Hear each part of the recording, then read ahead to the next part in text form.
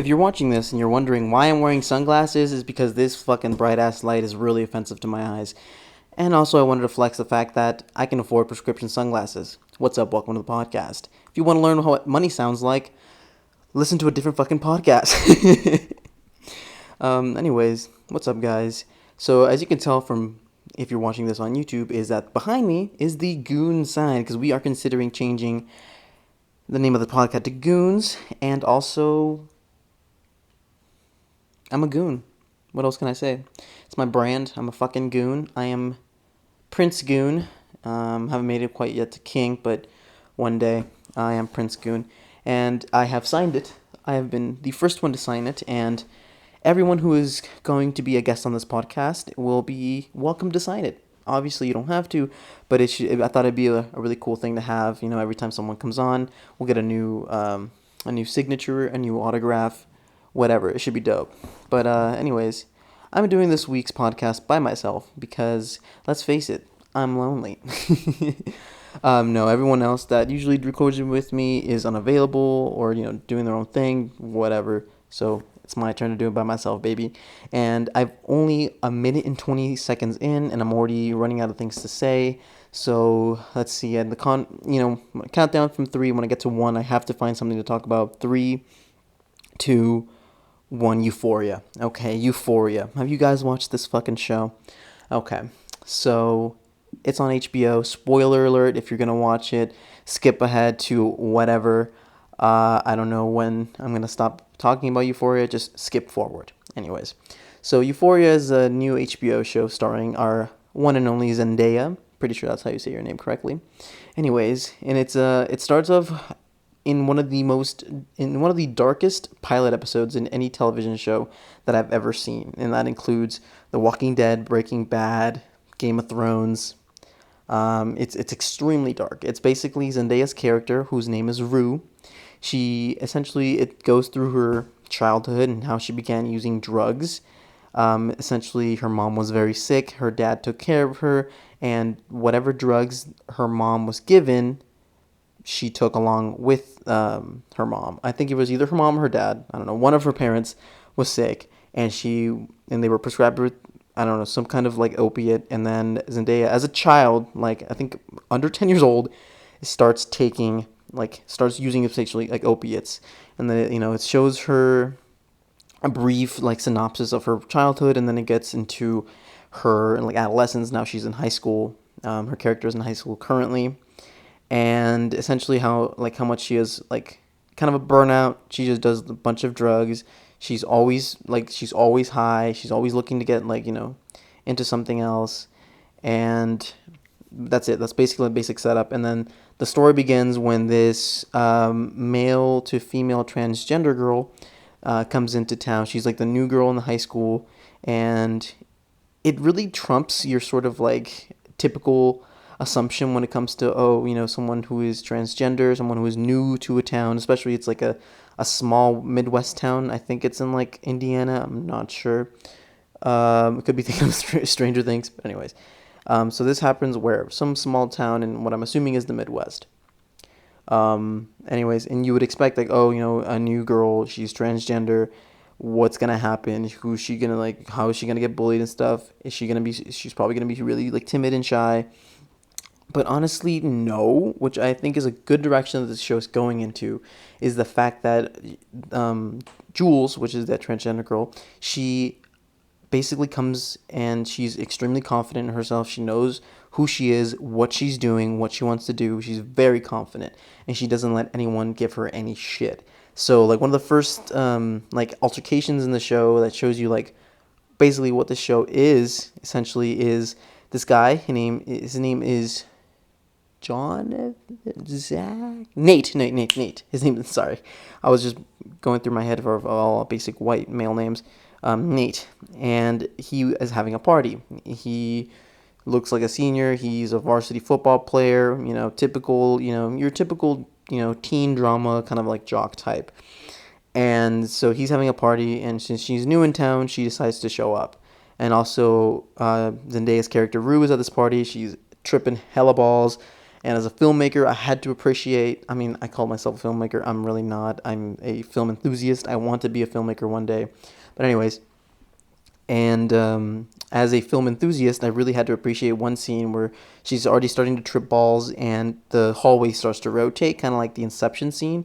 But it's done. It's done so beautifully, and I'm pretty sure it's done with practical effects. I don't know. It's absolutely gorgeous. But anyways, so during this party, Nate and his girlfriend apparently at this time are broken up. His girlfriend, her name's Maddie, and apparently, they're broken up, but she still shows up to his party. And in order to make him jealous, Maddie essentially starts fucking this dude in the middle of his pool. Literally, they just start fucking in the pool. And obviously, Nate's already fucked up, either high or drunk or whatever. He gets pissed. He like starts screaming at everyone. He starts screaming at them, but they don't stop. Maddie doesn't stop fucking this other dude, and so they just continue. He gets pissed off. He storms into the house. He's like shirtless. He's fucking mad. He's in his kitchen, and at the same time when he barges in super mad, Jules is in the kitchen. And I would think, oh fuck, like this is where something's gonna happen. He's gonna like do something to her. And I'm like kind of worried. And he starts like yelling, "Who the fuck are you? Who the fuck is this? Like, does anyone know who the fuck this is?" And you think like, oh, this is gonna be an intimidating moment. Either she's gonna run away crying or whatever. And I'm not saying that that's what I think of like transgender people or whatever, but it's your expectations with this kind of situation. But anyways, so what she ends up doing is she's like, don't fuck with me. I'm not, it's not verbatim. She literally picks up a knife and then like fucking starts cutting her wrists right in front of him. He's like, don't fuck with me. I can fuck you up and all this. And it's absolutely, and it's badass as fuck. I'm not advocating for self-harm like that, but it's badass as fuck because Nate gets fucking scared. He's like, yo, it's just a joke. And like he whimpers like a fucking pussy. I'm not kidding. But anyways, yeah, that shit's crazy. And at that moment, when all that is happening, Zendaya's character shows up to the kitchen. Everyone's watching, and she watches, and she like gives like that like damn like impressive kind of like look on her face.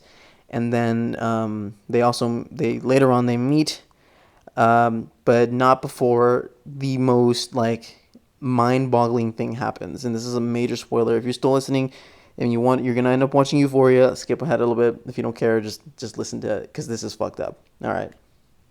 So Jules is on this kind of version of Grindr. I don't know if I'm pretty sure they don't use that same name, but basically their version of Grindr in the show. And she's meeting up with this one guy just for hookups.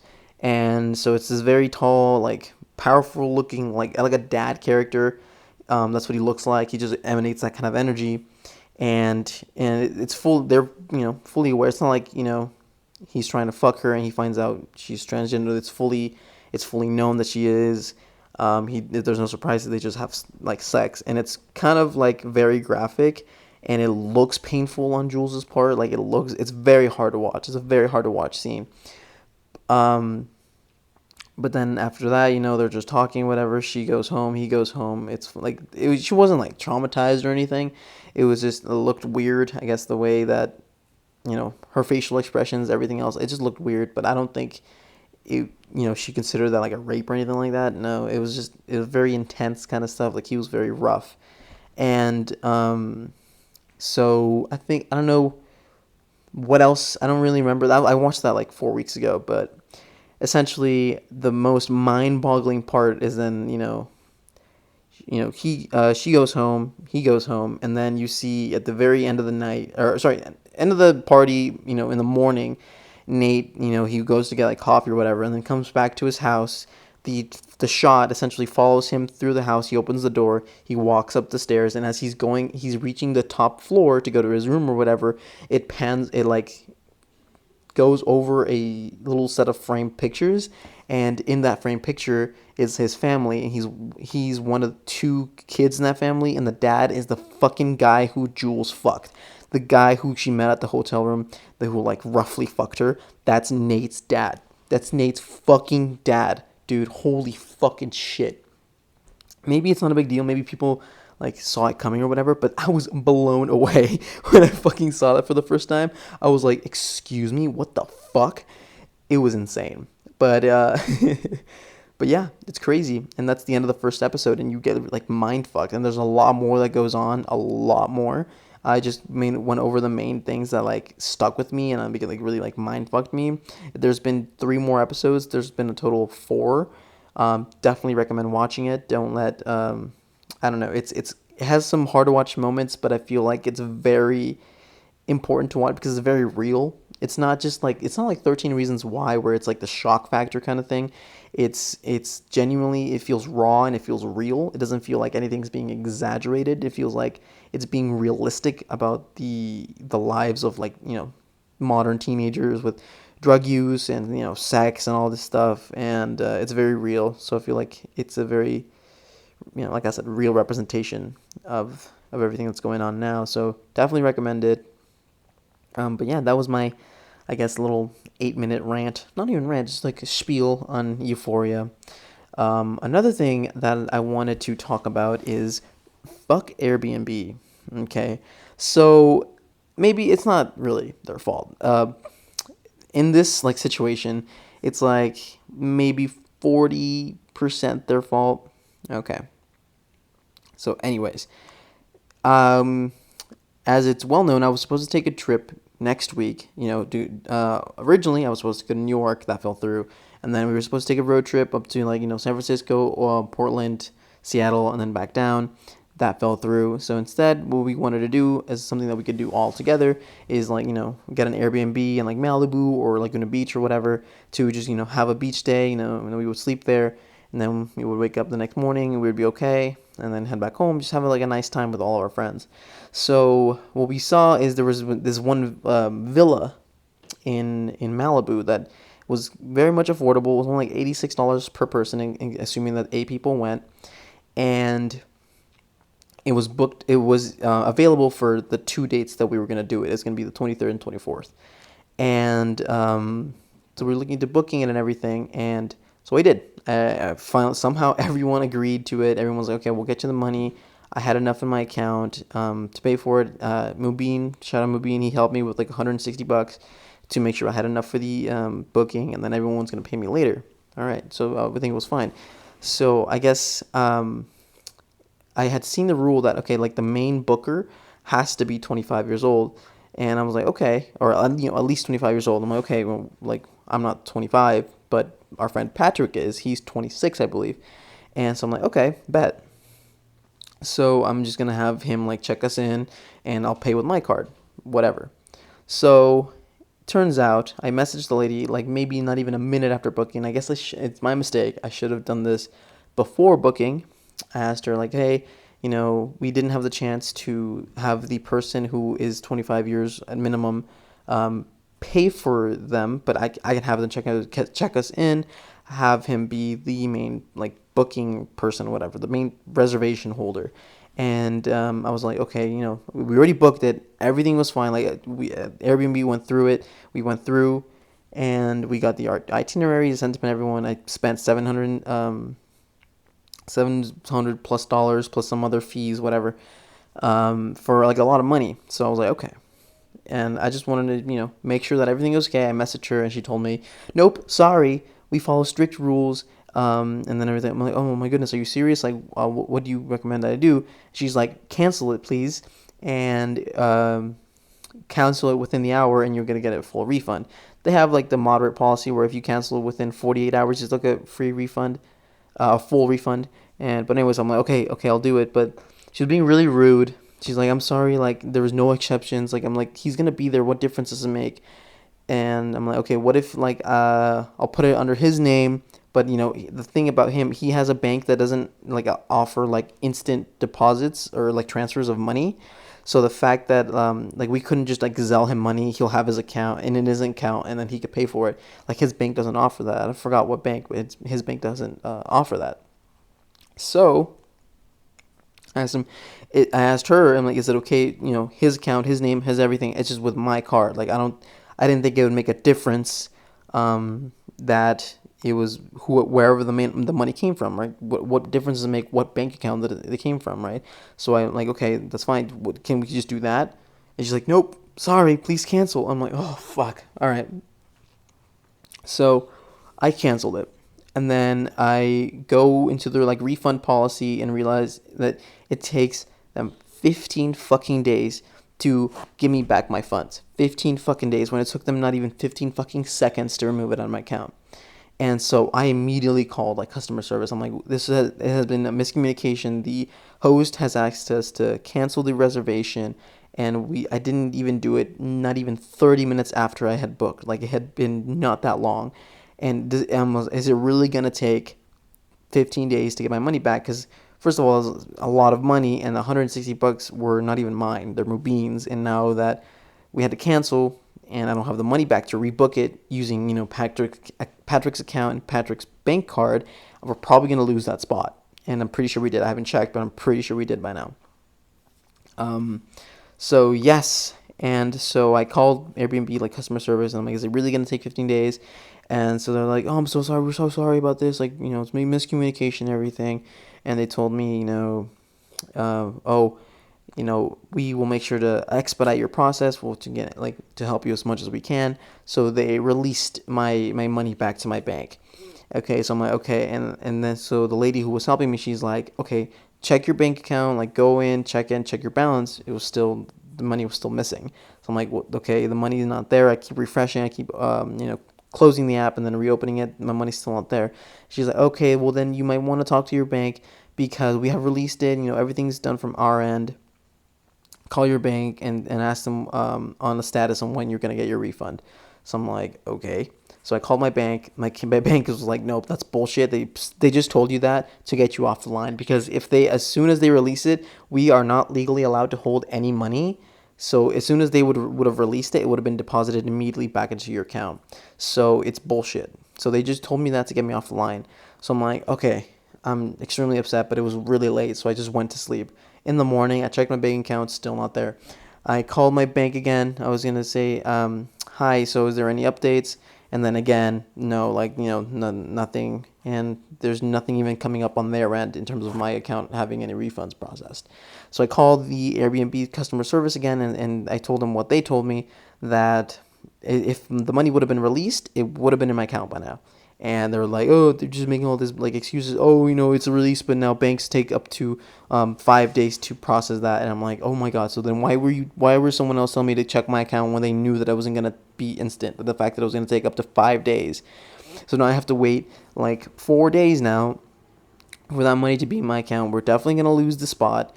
I'm just worried because I have Mubin's money. That's not even my money. And we lost the booking. The lady was so unreasonable, so just being very rude when I was trying to be as polite as possible. I was like, we're gonna follow all your house rules. We're not there to party. We're not here to destroy your house. We just need somewhere to stay while we go to the beach. We just wanted to have a beach day, and she was not being understanding at all. And I don't know. It was just a bad experience, and because like Airbnb customer service was being very like vague, very just like dismissive and not wanting to help me. And I was like, okay, I'm done. Like I'm so over this. This is the last time I tried doing anything because I always make some stupid mistake, or I don't know, something goes wrong, and I feel like I end up feeling it like it's my fault. And I don't know, just fuck Airbnb, man. And so yeah, I still haven't got my money back, and we lost the spot, or I'm assuming we lost the spot at the villa. And even if we didn't, I wouldn't want to go back because like that lady was rude, and I was being as polite as possible, but she wasn't having it. So I'm like, okay, it's whatever. But yeah, so now we're looking. As soon as I get that money back, hopefully by the end of the week, we'll be able to get somewhere else. The reason why I wanted to be in Malibu is because one of our friends, Aisha, she was kind of low key in it like 2 podcasts ago, but anyways, she had an event in LA, some like One Direction event in LA that same night. So I was like, okay, well you can just come through. The LA's right there. Just come through after and hang out with us and stay the night, and we all leave together the next day. And she was like, yeah, I'm down.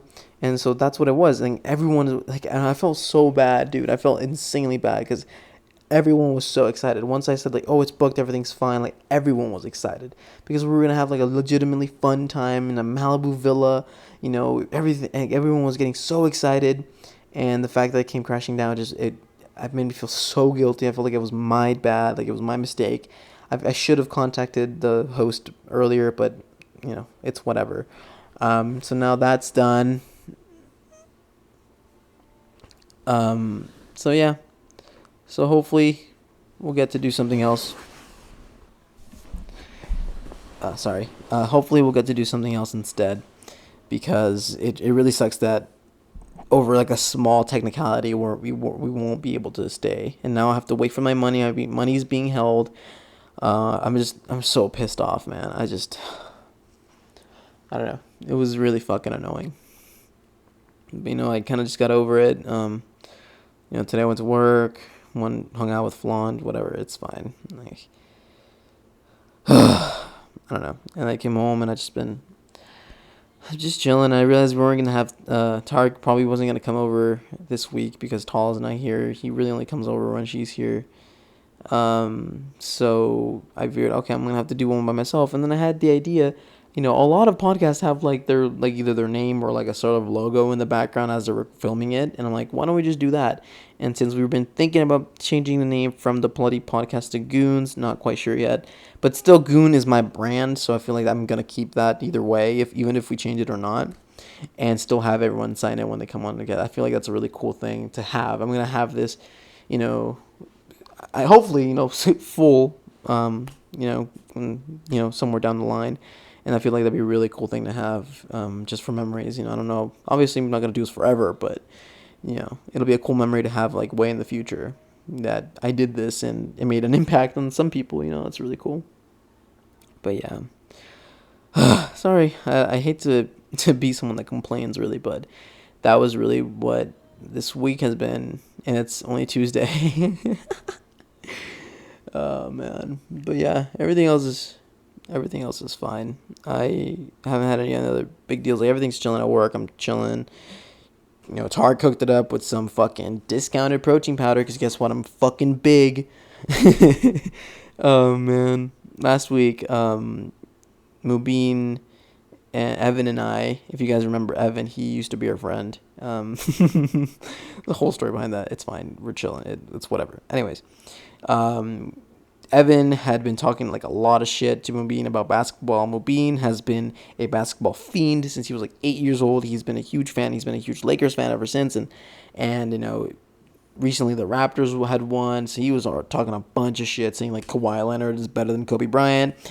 Hate to drop those names because I'm not familiar with obviously I know who they are and I've watched basketball before, but I don't know like big names like that. I wouldn't be able to track like who's who other than like super big names, so anyways, I guess they played one day at the UCR Rec Center. They played basketball, and Mubin's really fucking good. He is really fucking good at basketball, and I guess Evan like wasn't really expecting that, which is kind of fucked up because he kind of judged Mubin based on how he looked, and he guessed that you're someone like you won't play basketball, whatever. Anyways, but yeah. Anyways, so they played, and Evan like realized, oh, Mubin's really good. So then Mubin like told me all this, and we were hanging out, and I'm like, bro, like just like have another basketball sesh with him, and I'll come with you, and we'll smoke him in basketball. And then Evan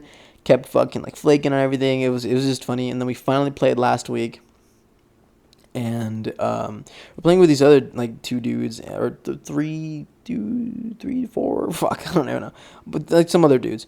And the whole time they were high as fuck. I didn't even notice that because I can never really tell when someone's high, because maybe I really just can't, like, unless it's like super obvious, like, and it wasn't like it wasn't super obvious that they were fucked up. So I wasn't able to pick it up, but I guess they were smoking on the side too, and I just didn't see that because I'm stupid. But they were just being fucking clowns, dude. They were being absolutely fucking, like, they don't even deserve the term goons, because that, I feel like that's too good for them. They were being just fucking bad. They're just clowning, like they weren't taking the game seriously because they were playing like I think 3-on-3s against them, or 4-on-4, whatever. And they were just being clowns. It was fucking shitty. And I just realized that story's not even fucking funny. And I spent like 5 minutes talking about it. What the fuck, dude? Fuck everything, dog. Fuck the internet. Fuck everything. Where's my fucking phone? Over there. Yeah, man. I I've been on the internet a lot today because I was just like chilling today here at home, and so I've been just looking at some trash ass fucking content. It's just, I don't know. And oh, did we talk about meeting Emma Chamberlain? I don't think we did, because I didn't talk about it last week because it was part of the McDonald's podcast. But anyways, so yeah, we met Emma Chamberlain. Okay, anyways, if you watch my vlogs, you probably saw that we had like a little LA trip, and I had some footage from that LA trip. And while we were there, we went to the Museum of Illusions, and before that, we went to Dave's Hot Chicken. It was a fun time.